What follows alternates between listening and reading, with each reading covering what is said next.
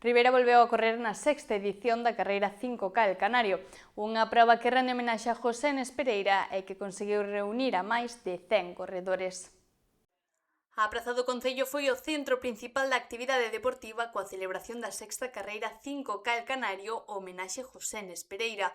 Dende primeira hora da mañá, corredores veteranos e aficionados compartiron unha cita xa consolidada no calendario deportivo de Ribeira, cun percorrido de 5 km polas rúas da cidade e o litoral. No que respecta aos resultados, o vencedor da categoría absoluta masculina foi Hugo García, do Portugalete, que cruzou a meta cun tempo de 14 minutos e medio. Tras el quedaron de segundo posto Amadeo Abal do Club Surco Lucena e de terceiro Alberto Ribeiro do Club Atletismo Sar.